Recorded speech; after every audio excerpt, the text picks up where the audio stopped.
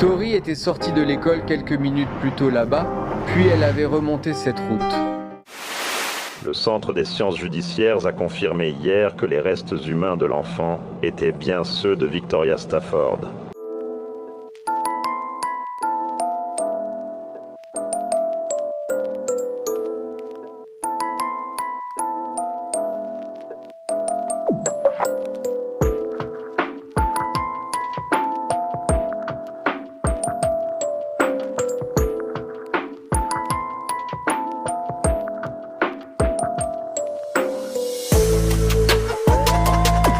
Bienvenue ou bon retour, merci d'être là. Je suis Cassie, voici un monde maléfique.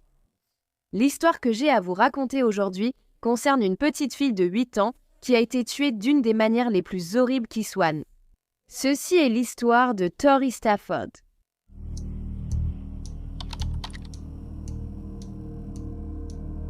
Victoria Elizabeth Mary Stafford, ou Tori pour faire court, est née le 15 juillet 2000 de sa mère, Tara MacDonald, et de son père, Rodney Stafford, à Woodstock, en Ontario, au Canada.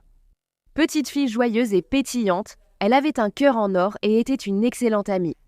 Elle adorait les poupées Bratz, Hannah Montana, les princesses Disney et Halloween. Elle avait aussi un frère nommé Darren, qu'elle adorait.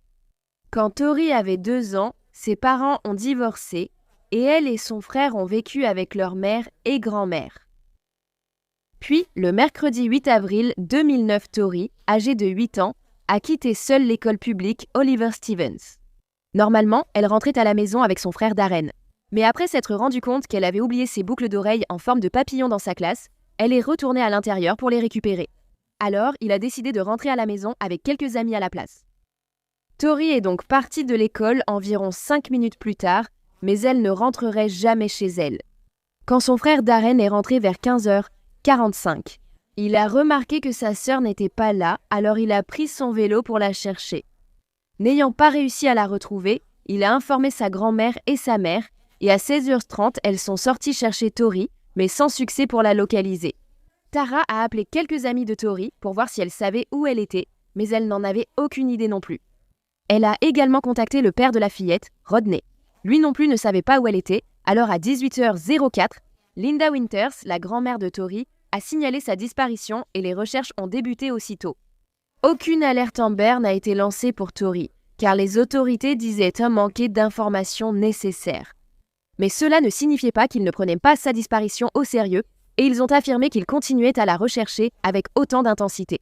Des bénévoles se sont rapidement joints aux recherches, se dispersant dans le quartier, à la recherche de la fillette de 8 ans et distribuant des tracts avec la photo et la description de Tori. Elle mesurait 1,35 cm et pesait 28 kg. Elle portait une veste noire Hannah Montana à capuche en fourrure, un t-shirt vert, une jupe en jean et des chaussures noires et blanches lors de sa dernière apparition. Elle portait son sac Bratz violet et rose. Son père, Rodney, a été interrogé et son appartement fouillé, mais il a vite été innocenté. Lorsque la police a consulté la caméra de sécurité devant l'école de Tori, elle a mieux compris où la fillette de 8 ans était allée. Sur la vidéo, ils ont vu Tori marcher main dans la main avec une femme en direction du nord sur l'avenue Fife. Ils sont passés devant le lycée. Il était 15h32. De là, les deux ont marché jusqu'au parking d'une maison de retraite, puis ont disparu de la vue. La police a décrit la femme aperçue sur la vidéo comme ayant entre 19 et 25 ans. Elle mesurait environ 1,57 mètres et pesait entre 54 et 57 kilos. Elle portait un jean noir moulant, une veste blanche matelassée et avait ses cheveux noirs en queue de cheval.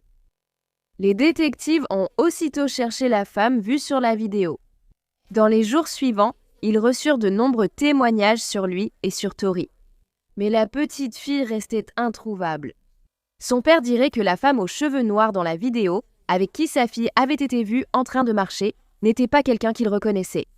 Mais cela lui apportait un certain réconfort de savoir que Tori n'avait pas résisté en partant avec elle. La police espérait aussi que la fillette était vivante et en sécurité, n'ayant trouvé aucun signe de lutte ni preuve inquiétante. Comme pour n'importe quel vêtement lui appartenant, la recherche de Tori fut l'une des plus vastes jamais organisées en Ontario. Un groupe Facebook nommé « À la recherche de Victoria Stafford » a été créé et, en quelques jours seulement, le 11 avril 2009, il comptait déjà 10 000 membres. Sa disparition a attiré l'attention des médias internationaux et a été diffusée dans America's Most Wanted. Les 12 et 15 avril, une veillée aux chandelles a eu lieu à Woodstock, où des centaines de personnes se sont réunies pour témoigner leur solidarité à la famille de Tori. Lors de la veillée, sa mère Tara a lancé un appel émouvant pour que sa fille la contacte. Puis, 6 jours après que Tori a été signalée disparue le 13 avril, les recherches au sol ont été interrompues après que les enquêteurs n'ont trouvé aucun indice. Un agent de police a toutefois déclaré qu'il croyait fermement que la fillette de 8 ans était toujours en vie quelque part. Cependant, pour beaucoup, sa mère, Tara, paraissait très suspecte. Ce n'était même pas elle qui avait signalé la disparition de sa fille. Et lorsque la grand-mère de Tori l'a finalement fait, ce n'était que plusieurs heures plus tard. La mère n'était pas très émotive non plus lorsqu'elle s'adressait aux médias et elle avait une dépendance connue à la drogue. Tara a expliqué que le signalement tardif de la disparition de Tori était dû à sa consommation d'oxycodone à ce moment-là. Et elle pensait que sa fille était peut-être simplement perdue, donc elle ne voulait pas alerter tout le monde. Le fait est que la mère ressemblait aussi à la femme que l'on voyait sur la vidéo de surveillance. Il y avait aussi le fait que Tara avait quitté brusquement la pièce lors d'un test au détecteur de mensonges effectué par la police, ce qui a ajouté encore plus de soupçons à son égard lorsque Tara a été interrogée par les autorités. Elle a suggéré que peut-être Tori avait été enlevée à cause d'une transaction de drogue qui avait mal tourné, puisque son petit ami avait récemment arnaqué un dealer local pour 6 cents. Une rumeur disait que la fillette de 8 ans aurait été enlevée à cause d'une dette de drogue de 33 000 $. Ensuite, l'une des amies de Tara est venue témoigner en disant que Tara était normalement une personne très émotive et expressive. Donc, elle s'attendait à ce que quelque chose comme la disparition de sa fille la détruise. Mais au lieu d'être émotive, Tara ne montrait rien et on l'avait vue rire assez fréquemment. La grand-mère de Tori, Linda, affirmait que Tara lui avait demandé de ne pas venir chercher Tori à l'école ce jour-là. Mais d'après Tara, c'était car elle ne faisait pas confiance à sa mère. Elle a alors suggéré qu'elle était peut-être liée à la disparition de la fillette. En même temps, Linda accusait sa fille Tara et elle a dit aux autorités que c'était probablement elle qu'on voyait sur la vidéo de surveillance. La police a même essayé de faire parler la mère en envoyant 2 agents infiltrés tenter de se lier d'amitié avec elle, mais cela n'a pas fonctionné. Cette fois, Tara a pris la parole publiquement, disant qu'elle avait été dépendante à l'oxycodone et qu'elle en consommait 2 à 3 fois par semaine. Elle a commencé la clinique de méthadone 2 ans plus tôt pour reprendre le contrôle de sa vie. Elle a affirmé que relier la disparition de sa fille à une dette de drogue était infondé. Tara avait également un autre suspect en tête, et elle a dit aux enquêteurs que la femme sur la vidéo ressemblait à une de ses connaissances, nommée Terry Lynn McClintic.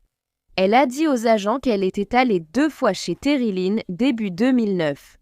Une fois pour acheter de l'oxycodone à sa mère et une autre fois pour discuter de la possibilité de faire reproduire leur chien. Les autorités ont pu arrêter Terry Lynn en vertu d'un mandat non lié à cette affaire.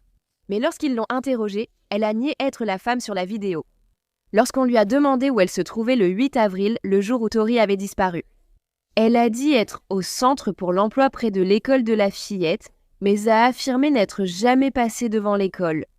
À peu près à la même période, les enquêteurs ont requalifié l'affaire de Tori en enlèvement, plutôt qu'en disparition, dans les jours qui ont suivi. Un portrait robot de la femme présente sur la vidéo a été diffusé. Et tandis que le père de Tori, Rodney, a déclaré qu'il pensait reconnaître la femme, Tara a dit qu'elle ne la connaissait pas. Quelques jours après, une vidéo d'une berline sombre circulant dans la rue où Tori a été enlevée a été publiée. La voiture a été identifiée comme une Honda Civic bleu foncé de 2003, dont certaines parties ont été peintes en noir à la bombe au fil du temps, alors que Tori était toujours portée disparue. Le 18 mai 2009, des membres de la famille et de la communauté ont pris part au défilé de la fête de la reine à Woodstock. Puis, quelques jours plus tard, Terry Lynn, âgée de 18 ans, a de nouveau été interrogée par les détectives et cette fois, elle a fait un aveu stupéfiant. Elle a reconnu être la femme sur la vidéo de surveillance. Elle a également avoué qu'elle avait aidé son petit ami, Michael Rafferty, âgé de 28 ans, à enlever Tori, après quoi il avait agressé sexuellement et tué la fillette. Elle a ensuite été inculpée d'enlèvement et d'avoir sciemment aidé et facilité Michael. Il a aussi été arrêté et accusé d'enlèvement et d'homicide au premier degré. Peu de temps après, la police a commencé à demander l'aide du public pour retrouver la banquette arrière de la Honda Civic de Michael, qui manquait à sa voiture et était considérée comme une scène de crime potentiel. Aujourd'hui âgée de 18 ans, Terry Lynn McClintic a eu une enfance plutôt difficile alors qu'elle n'était qu'un bébé. Elle avait été adoptée par l'ami de sa mère biologique. Elle avait été agressée sexuellement alors qu'elle n'avait que 4 ans et à seulement 8 ans, elle a commencé à consommer de la drogue. À l'âge de 10 ans, Terry Lynn a eu des ennuis avec la justice pour la première fois après avoir volé des jouets dans un magasin. Elle avait aussi un côté très méchant et violent. Et elle avait déjà mis un chien dans le micro-ondes, puis l'avait allumé, ne l'arrêtant que lorsque l'animal a commencé à gémir et à hurler. Adolescente, Terry Lynn a été poursuivie dans la rue par sa mère adoptive ivre, puis placée en famille d'accueil. Durant son adolescence, elle a séjourné dans divers foyers de détention pour jeunes, dont l'un de ces centres. Elle a également été condamnée pour agression au moins 6 fois, y compris une fois où elle avait poignardé quelqu'un. En 2008, Terry Lynn avait emménagé avec sa mère adoptive dans une maison délabrée à Woodstock. Environ 1 an plus tard, elle avait rencontré Michael après qu'il ait engagé la conversation alors qu'ils attendaient tous les deux une pizza dans une pizzeria locale. Il l'a appelée Joli Numéro et a proposé de la raccompagner. Terry Lynn a accepté et ils ont roulé un moment, discutant de sujets comme leur passion commune pour l'oxycodone. Le couple a eu des rapports sexuels dans le véhicule, durant lesquels Michael a étranglé Terry Lynn avant de la ramener chez elle. Ils ont vite commencé à sortir ensemble et Terry Lynn a dit être rapidement tombée amoureuse de lui. Mais Michael avait des désirs vraiment sombres qu'il n'était pas très doué pour cacher. Michael sortait récemment avec une autre femme et vivait avec elle, et il partageait un ordinateur sur son profil. Il avait recherché des choses comme des salons de massage, des escortes, et avait également téléchargé une grande quantité d'images inappropriées d'enfants. Terry Lynn disait qu'elle savait ces choses sur Michael, mais qu'elle avait choisi de les ignorer parce qu'elle était simplement heureuse d'avoir enfin trouvé un homme bien. Elle a même dit qu'ils passaient en voiture devant des écoles et discutèrent de la facilité d'enlever un enfant. Après cette confession aux enquêteurs, Terry Lynn a tenté de les guider vers l'endroit où le corps de Tori pourrait se trouver, même si elle ne semblait pas se souvenir de l'emplacement exact. Puis, le 19 juillet, un enquêteur effectuait ses propres recherches, juste à l'est de Mount Forest, en Ontario. Après avoir su que le portable de Michael avait été localisé par une antenne ici le 8 avril au soir. Lorsqu'il s'est rendu sur place, il a remarqué une maison presque identique à celle que Terry Lynn avait décrite. Il a ensuite vu un tas de pierres et en dessous, a découvert des restes humains qui ont ensuite été formellement identifiés comme appartenant à Tori Stafford, âgée de 8 ans. La petite fille a été retrouvée nue de la taille jusqu'aux pieds, ne portant qu'un t-shirt Hannah Montana et ses boucles d'oreilles en forme de papillon. Au moment où elle a été retrouvée, la partie inférieure de son corps s'était déjà décomposée de façon significative. L'autopsie de Tori a montré qu'elle était morte d'un traumatisme crânien dû à un objet contondant. Elle avait également 16 fractures aux côtes ainsi que des lésions aux poumons et au foie. La cause de son décès a été déterminée comme étant des coups portés à la tête avec un marteau à griffes, dont elle a été frappée au moins 4 fois. En avril 2010, Terry Lynn a plaidé coupable de meurtre au premier degré. Elle a présenté ses excuses à la famille de Tori et a été condamnée à la prison à vie sans libération conditionnelle avant 25 ans. En mars 2012, le procès de Michael pour l'enlèvement de Sophie Allard et le meurtre au premier degré de la fillette de 8 ans a commencé. Et Terry Lynn était le témoin clé de l'accusation. Elle allait raconter au tribunal ce qui était exactement arrivé à la petite fille ce jour-là. En avril, le matin du 8 avril, Terry Lynn avait pris de l'oxycodone. Plus tard, elle avait un rendez-vous au centre pour l'emploi, près de l'école de Tori. Plus tard, elle est rentrée et cet après-midi, Michael s'est présenté chez elle. Les deux sont alors sortis faire un tour en voiture et pendant ce temps, il lui a dit qu'il voulait enlever une fillette. À ce moment-là, le couple ne se connaissait que depuis quelques mois, gardez cela à l'esprit. Mais Terry Lynn a accepté, alors ils sont allés attendre devant l'école de Tori où Michael a poussé Terry Lynn, a prouvé qu'elle n'était pas que des paroles en l'air et a vraiment enlevé une fille. Il lui a conseillé d'aborder un enfant et de lui parler de chiens, de bonbons ou autre chose similaire. Ils se sont garés devant une maison de retraite, en bas de la rue de l'école, puis Terry Lynn est sortie et a marché. Elle a affirmé qu'elle avait seulement prévu de chercher une fille à emmener, mais qu'elle avait l'intention de retourner à la voiture, les mains vides. Cependant, Michael s'est mis à rouler lentement près d'elle en l'observant. Terry Lynn a donc décidé de marcher à côté d'une enfant, sans rien faire d'autre. Puis elle a vu Tori sortir de l'école, suivant un groupe de filles, mais elle a pu voir qu'elle n'était pas avec ses autres filles, alors elle a décidé que Tori était celle à approcher. Terry Lynn a commencé à parler à la jeune fille des chiens, disant qu'elle avait un Shih Tzu dans la voiture, ce qui était le même type de chien que celui de Tori. Elle a alors demandé à Tori si elle voulait voir l'animal, ce que Tori a accepté. Terry Lynn a conduit la fille à la voiture de Michael et en s'approchant, l'a poussée dedans. La fillette de 8 ans a dû s'allonger sur le plancher arrière côté conducteur, cachée sous un caban noir. Pendant ce temps, Tori a demandé plusieurs fois au couple où ils allaient, mais ils lui ont répondu qu'ils allaient juste faire un tour en voiture. Selon Terry Lynn, âgée de 18 ans, elle n'avait aucune idée des véritables intentions de son petit ami et elle ne l'a compris que lorsqu'ils ont commencé à quitter Woodstock par l'autoroute. Pendant ce trajet, Michael a dit à Terry Lynn « On ne peut tout simplement pas la garder et on ne peut pas la ramener ». Le couple a fait plusieurs arrêts, dont un à Tim Hortons, où Tori est restée cachée sur la banquette arrière sous une couverture. Ensuite, ils se sont arrêtés dans un Home Depot, où Michael a demandé à Terry Lynn d'entrer pour acheter des sacs poubelles et un marteau. Puis, le couple a fait un troisième arrêt, cette fois pour acheter des percossés sur le chemin de leur destination.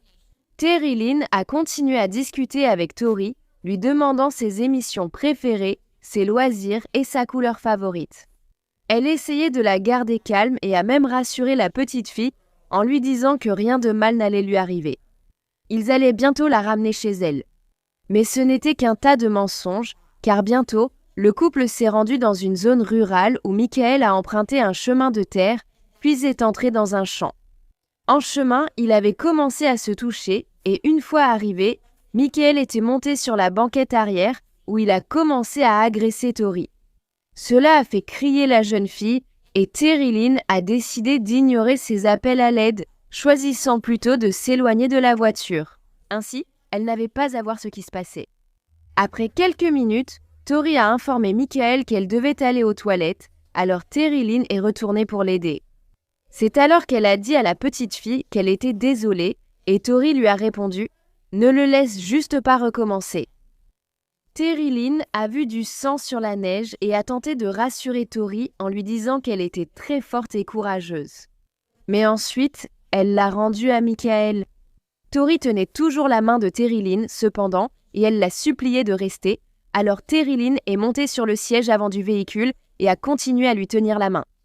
Mais bientôt, elle a dit qu'elle ne pouvait pas rester parce qu'elle savait ce qui allait encore lui arriver. Elle a quitté la voiture et elle pouvait entendre les cris de la fillette de 8 ans, ce qui, selon elle, lui a rappelé des souvenirs traumatisants. Quand Mike l'eut fini avec Tori sur la banquette arrière, il l'a jetée hors de la voiture sur le sol, selon Terry Lynn.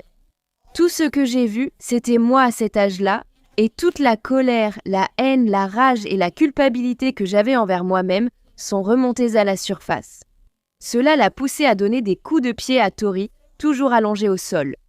Après cela, un sac poubelle a été placé sur la tête de la petite fille, et Terry Lynn a pris le marteau à griffes et a commencé à la frapper avec. Une fois que Tori était morte, son corps a été enveloppé dans des sacs poubelles et elle a été placée sous un tas de pierres à côté d'un pin. Quand tout cela fut terminé, Michael a nettoyé le sang de Tori sur lui-même, en utilisant de l'eau en bouteille et la veste d'hiver de Terry Lynn parce qu'il ne voulait pas salir sa propre chemise. Le couple a aussi tenté de cacher les traces de pneus sur place. Ensuite, ils sont repartis en voiture sur le chemin du retour vers Woodstock. Terry Lynn a retiré ses chaussures et les a lancées par la fenêtre sur ordre de Michael. Un passant les a ensuite retrouvées. Elle a également découpé des morceaux de la banquette arrière et a commencé à les jeter par la fenêtre, elle aussi. Le couple s'est également arrêté à une station de lavage sur le chemin du retour pour nettoyer l'intérieur et l'extérieur du véhicule de Michael. Maintenant, l'horrible meurtre de cette fillette de 8 ans n'avait fait que rapprocher Michael et Terry Lynn dans leur relation avant la mort de Tori. Ils étaient plutôt décontractés et n'avaient pas encore utilisé les termes « petit ami » et « petite amie ». Mais après, Terry Lynn a commencé à appeler Michael son petit ami. Ils étaient en contact constant et Michael est même allé rendre visite à Terry Lynn 2 fois pendant qu'elle était détenue au centre de détention à cause du mandat non lié. Lors de sa première visite à Terry Lynn, Michael lui a demandé ce qui arriverait si la police voyait la vidéo où elle emmène Tori hors de l'école. Terry Lynn a répondu « J'ai dit que j'assumerais toute la responsabilité, que je dirais que tout était de ma faute. Il avait plus à perdre que moi. J'ai dit « Ne t'en fais pas, ce n'est pas grave, ce n'est pas grave. Je ne suis qu'une junkie de 18 ans de toute façon. » Lors de sa dernière visite, le 12 mai 2009, Michael lui a dit quelque chose que Terry Lynn disait ne jamais oublier. Et il a dit, il a levé les yeux et presque en riant, il m'a dit « Tu ferais n'importe quoi pour un peu d'amour, hein ?» Quelques jours après avoir été interrogé par la police, Michael a cessé tout contact avec Terry Lynn. C'est probablement ce qui l'a poussé à se présenter à la police et à leur donner toutes ces informations sur ce qui était arrivé à Tori. Maintenant, pendant le procès de Michael, certaines preuves ont été délibérément cachées aux jurés. Une chose qu'on ne leur a pas dite, c'est que Michael avait téléchargé toutes ces images inappropriées d'enfants sur son ordinateur. Cette preuve a été jugée irrecevable puisqu'elle n'avait pas été obtenue avec un mandat. Le jury ignorait aussi que Michael avait téléchargé le film Les Jardins de la Nuit. C'était seulement quelques jours avant l'enlèvement de Tori, et le film racontait l'enlèvement et l'agression sexuelle d'une fillette de 8 ans. La défense de Michael essayait de faire croire que Terry Lynn était le cerveau derrière l'enlèvement de Tori et que Michael n'était qu'un simple complice du crime. Terry Lynn avait une dette de drogue, donc elle a enlevé Tori et l'a offerte à Michael comme un cadeau, mais ils disent que Michael a refusé ce cadeau. Cette histoire n'a pas fonctionné cependant, parce que pourquoi ça marcherait ? Au final, Michael Rafferty a été reconnu coupable de tous les chefs et condamné à la prison à vie sans libération conditionnelle avant 25 ans. Il a ensuite fait appel de sa peine en juillet 2012, mais celui-ci a été rejeté lors de la condamnation de Michael. Le frère de Tori, Darren, a déclaré que perdre sa sœur lui avait brisé le cœur. Il a dit « On m'a enlevé ma petite sœur, ce n'est pas quelque chose qu'on peut acheter ou remplacer. Pas de câlin, pas de à plus tard, pas d'au revoir, juste une partie de mon cœur arrachée. Personne ne peut dire qu'il ressent la même chose que moi. Ma sœur était la seule personne à qui je pouvais parler. Quelqu'un qui partageait mes sentiments. Elle pleurait quand je pleurais, riait quand je riais, et maintenant je me sens seule, comme si le monde me jouait un sale tour, mais ce n'est pas le cas. C'est ma réalité. Plus de moments de joie, juste de vieux souvenirs, plus de je t'aime, juste un vide dans mon cœur. » Après 10 semaines de procès éprouvants, la famille de Tori Stafford a enfin pu s'adresser au meurtrier de la fillette de 8 ans. 3 ans après la mort de Tori, la famille reste en deuil, blessée et plus en colère que jamais. Devant la salle d'audience, Rodney a lu sa déclaration à voix haute. « Rien ne remplacera jamais ce qui nous a été pris. Une vie humaine, celle d'un enfant, celle de ma fille. » Lors de sa déclaration au tribunal, Stafford a dévié de son discours et a insulté Rafferty. La mère de Tori, Tara McDonald, a évoqué avec tendresse sa fille tuée.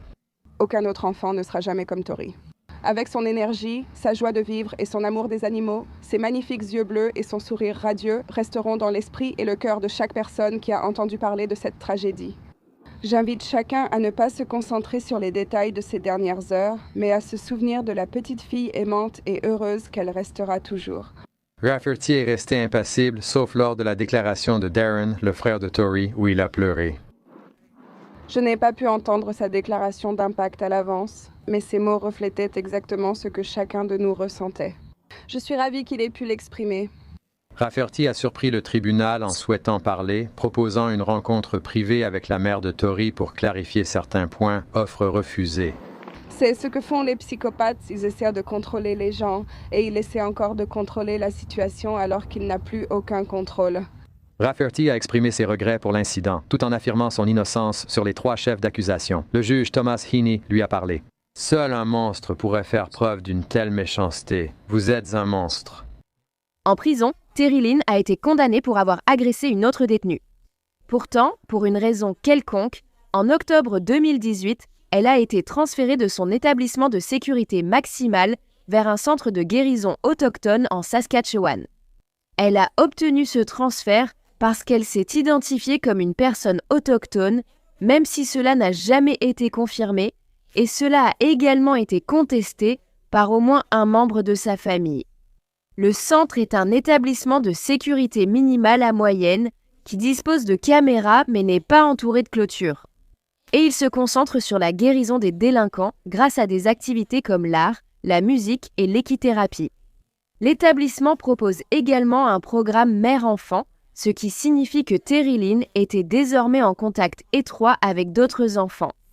Beaucoup étaient évidemment indignés qu'une meurtrière d'enfants soit transférée dans un tel centre de guérison. Plusieurs manifestations ont eu lieu, dont une organisée par Rodney, le père de Tori. Finalement, Terry Lynn a été renvoyé en prison fédérale après un changement de politique qui a rendu plus difficile le transfert des détenus de longue durée vers les centres de guérison. En juin 2009, environ 800 personnes se sont réunies dans une église de Woodstock, Ontario, pour rendre hommage à Tori Stafford, 8 ans. Pendant cette cérémonie, sa famille a pris la parole, y compris sa mère, Tara, qui a dit qu'elle avait une personnalité incroyable. Elle débordait d'amour, de bonheur et d'une passion pour la vie que je n'avais jamais vue et que je doute revoir. Son attitude positive rayonnait littéralement d'elle et était contagieuse pour tous ceux qui la côtoyaient. Le frère et le père de Tori organisent chaque année des collectes de fonds à vélo en sa mémoire. Et tout l'argent récolté a été reversé à Child Find Ontario, une organisation à but non lucratif de la région qui aide à retrouver les enfants disparus. Les funérailles de Victoria Stafford ont eu lieu en privé le 15 juillet 2009 et elle a ensuite été enterrée au Oxford Memorial Park à Woodstock.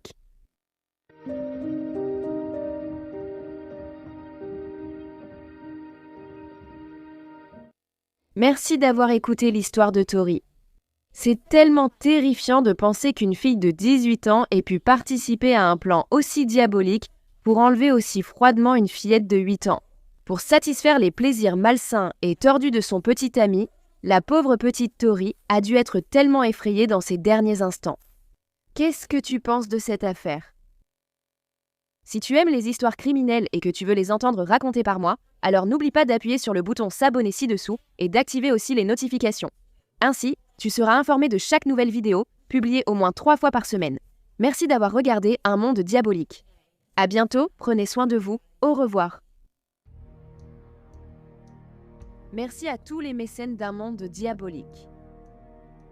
Plus de contenu d'Un monde diabolique est disponible sur Patreon. Rendez-vous sur patreon.com/wickedworld ou via l'application Patreon. Vous accéderez chaque mois à des vidéos exclusives et plus encore. Tout soutien permet de ne pas oublier les victimes et de révéler les failles de la société dans chaque affaire. Avez-vous une histoire que vous voudriez que je traite ?